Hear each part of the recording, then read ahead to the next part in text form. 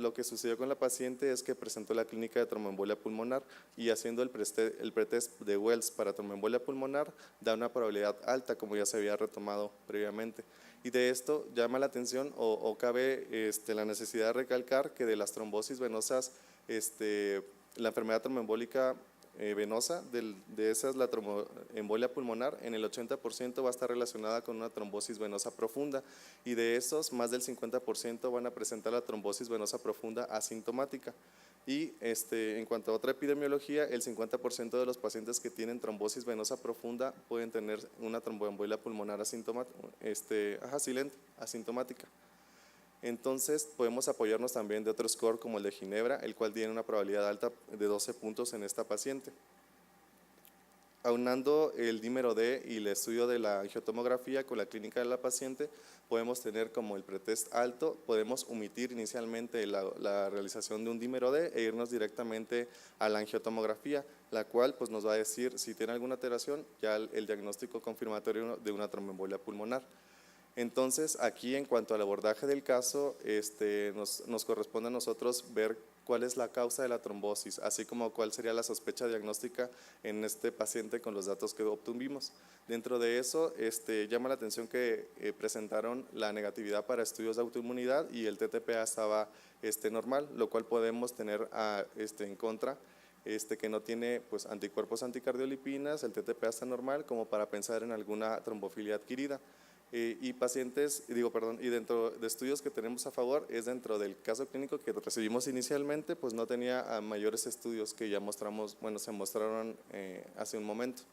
Entonces, como una segunda posibilidad, podríamos sospechar en una paciente que tuviera una trombofilia primaria, como por ejemplo una resistencia a la proteína C, una mutación del factor 5 de Leiden. Dentro de las sospechas diagnósticas a favor sería que tiene factores de riesgo que fueron adquiridos como el proceso agudo más la éstasis venosa en la hospitalización que pudiera haber desencadenado, aunado esos factores de riesgo en conjunto, la trombosis venosa profunda y la tromboembolia pulmonar. Sin embargo, los puntos en contra que tenemos es de que no había tenido ningún otro evento previo. En cuanto a los fármacos, a favor tenemos el uso de danazol, ya que se ha visto que este medicamento pues eleva los factores, con una elevación del factor 8 que podría considerar también, o condicionar, perdón, una elevación en el riesgo protrombótico. En contra, tenemos que el porcentaje de pacientes que presenta trombosis con danazol es muy bajo en los estudios que se han documentado. Incluso llama la atención que en algunos otros estudios, en unos pacientes con anemia plástica, también se ha documentado que de esos, el 66% de anemia plástica más trombosis estaban consumiendo ciclosporina, como sería el caso de la paciente. Otra sospecha diagnóstica sería la enfermedad de HPN. De puntos a favor tendríamos una trombosis venosa, un CUMS directo negativo, y puntos en contra pues porque tenemos el perfil de hemolítico negativo en ese momento, y no teníamos la citometría de flujo para documentar la ausencia de las proteínas asociadas a la glicofosfatilinositol. Sin embargo, pues también ya se mostró a continuación, ¿no? Entonces, como conclusión, en la suma de los factores de riesgo podemos generar una éstasis por inmovilización prolongada y uso de estrógenos. Y aquí lo que llamaría la atención también tocando el tema de la HPN es de que una posibilidad que consideramos es de que la paciente pudiera haber presentado desde marzo un síndrome anémico por una clona HPN que por no tratarse pudiera haber evolucionado de forma natural a una aplasia medular. Y de esa manera, al tener unas citopenias ya profundas, cuando llegó con nosotros, pues ya no tenía un perfil hemolítico activo. Otra cosa, ya con la instauración de la anemia aplásica, se ha documentado en algunos otros estudios que por sí sola, en comparación con cortes de personas normales, los pacientes que tienen anemia aplásica por elevación de la interleucina 1, 6 y el factor de necrosis tumoral, va a conferir mayor riesgo de trombosis a pesar de que tenga trombocitopenia de severa a moderada. En cuanto al pronóstico, que esto es muy importante en este paciente para nosotros poder iniciar un tratamiento terapéutico, sería con dos escalas principalmente, que se llama PESI y PESI simplificada. Esta escala nos sirve a nosotros para medir la mortalidad en la hospitalización a los 30 días del evento. Si nosotros sacamos un PESI del paciente, nos corresponde una clase 1 que es un riesgo muy bajo y confiere el 6% de riesgo de muerte a 30 días y con un PESI simplificado 2 puntos que confiere un riesgo alto del 10.9% para una mortalidad a 30 días.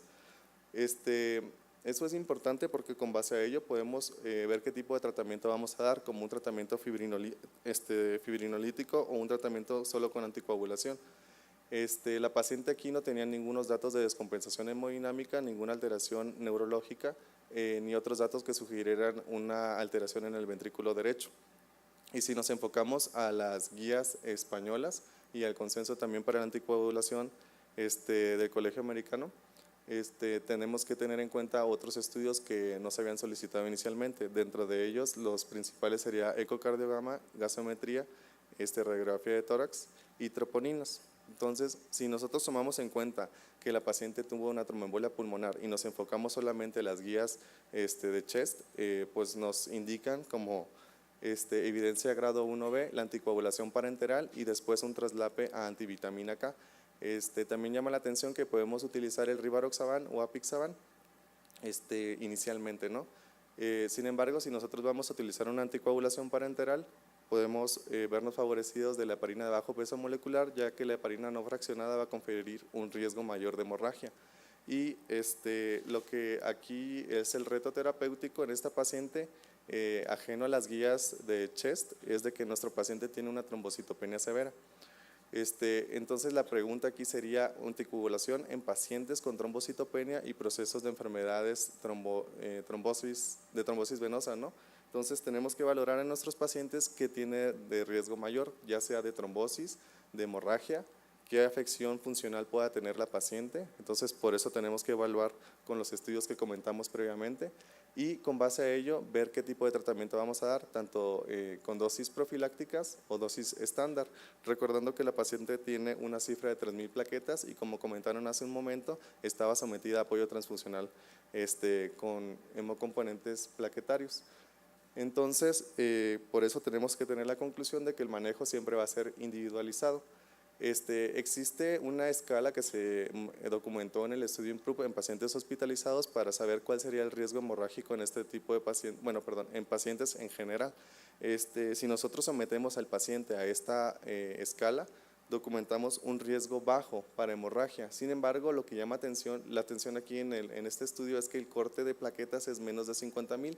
Entonces, esto pues desde el punto de vista hematológico sería un punto de corte que podríamos considerar un poco muy alto, ¿no? Por este tipo de enfermedades.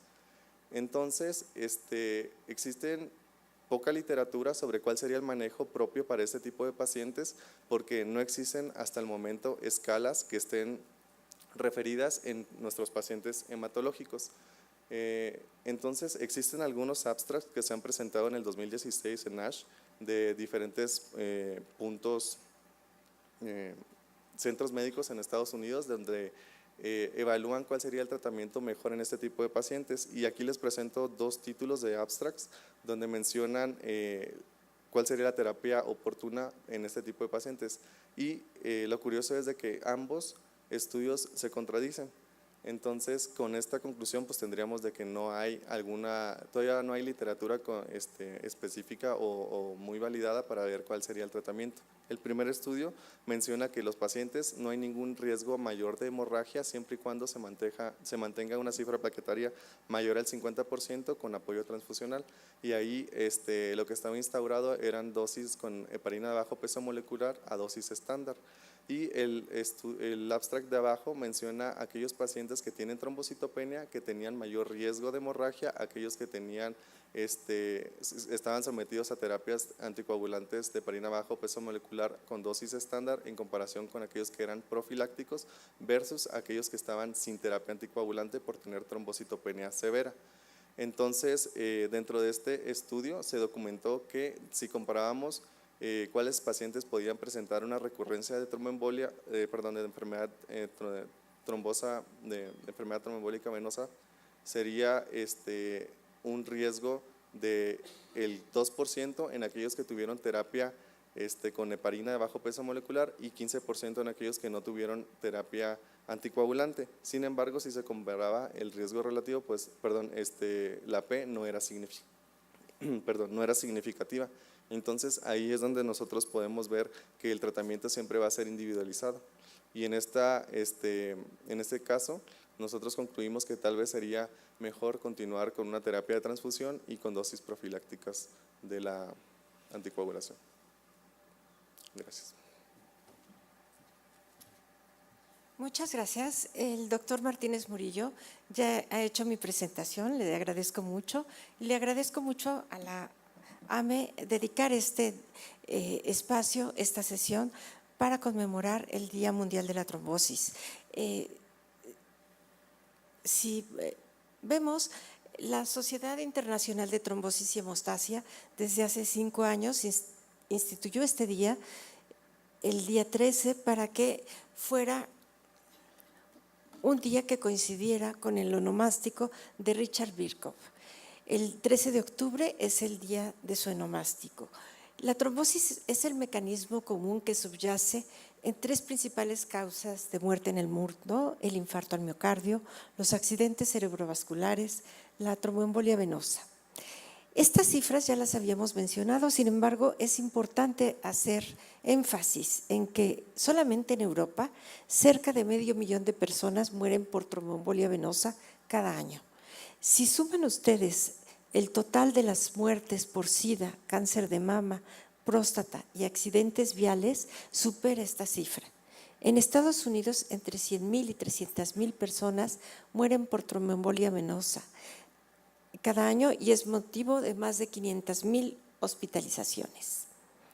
¿Qué ocurre en México? De acuerdo con datos de la Secretaría de Salud, en México se registran entre 400.000 y 500.000 casos de trombosis al año. Estas son cifras estimadas, como todos sabemos. No